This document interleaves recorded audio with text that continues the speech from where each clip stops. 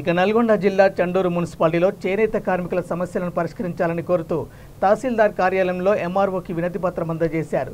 చేనేత సమస్యలను రాష్ట్ర ప్రభుత్వం త్వరితగతిన పరిష్కరించి ఆదుకోవాలని కోరారు. చేనేత పరిరక్షణ సేవా సమితి అధ్యక్షుడు రాపోలు ప్రభాకర్, కార్యవర్గ సభ్యులు, చేనేత కార్మిక సంఘాలు, పద్మశాలి కుల పెద్దల ఆధ్వర్యంలో కార్యక్రమం చేపట్టారు. ఈ సందర్భంగా వారు మాట్లాడుతూ చేనేత థ్రిఫ్ట్ ఫండ్, చేనేత మిత్రతో పాటు ఇతర అన్ని పథకాలను కొనసాగించాలని, అదనంగా పథకాలను అమలు చేయాలని కోరారు. అలాగే పని భరోసా కల్పించాలని అన్నారు. థ్రిఫ్ట్ ఫండ్కు సంబంధించి అవసరమైతే కాలపరిమితి మేరకు ప్రీమియం మొత్తాన్ని ప్రభుత్వమే చెల్లించి తక్షణమే డబ్బులు విడుదల చేయాలని కోరారు. పని భరోసా కల్పించేందుకు ప్రింటెడ్ చీరలను అరికట్టడంతో పాటు చేనేత సంఘాలను బలోపేతం చేసి చేనేత చీరలను కొనుగోలు చేసేలా చర్యలు చేపట్టాలన్నారు. 60 ఏళ్లు దాటిన వారికి కార్పొరేషన్ ద్వారా 5 లక్షల జీవిత బీమా తక్షణమే వచ్చేలా చూడాలన్నారు.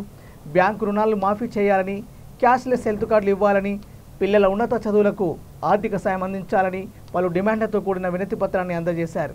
ఈ కార్యక్రమంలో పట్టణ పద్మశాలి సంఘం అధ్యక్షుడు గురం భిక్షమయ్య, గౌరవ అధ్యక్షుడు పుల్పాటి ప్రసన్న, ట్రస్ట్ చైర్మన్ కోమటి వీరేశం, రావిరాల శ్రీను, చేనేత పరిరక్షణ సేవా సమితి కార్యవర్గం, కార్మికులు కర్ణాటి శ్రీనివాసులు, రాపోలు వెంకటేశం, ఏలె శ్రీను, సంగెప్ శ్రీను, చెరుపల్లి కృష్ణ, రాపోలు జగదీశ్వర్, చెరుపల్లి వెంకటేశం, రావిరాల సన్ని, రాఘవేంద్ర, చెరుపల్లి శ్రీను, బొల్లా వెంకటేశం, గానుగు వెంకటేశం, చెరుపల్లి రాజు, కర్ణాటి నగేష్, గజం రాజు, రావిరాల వెంకటేశం, కోడి కృష్ణ, రాపోలు ప్రభాకర్, సుమన్, మూషం రాములు, మూషం యాదగిరి, జానకిరాములు, మార్కండేయ, భిక్షమయ్య, వెంకటేశం తదితరులు పాల్గొన్నారు.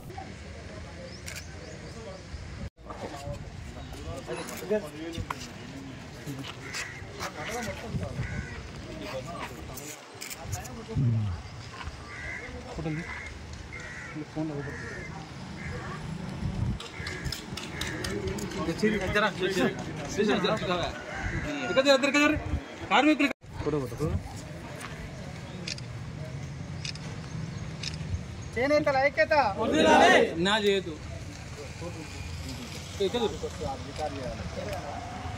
చేయకూడదు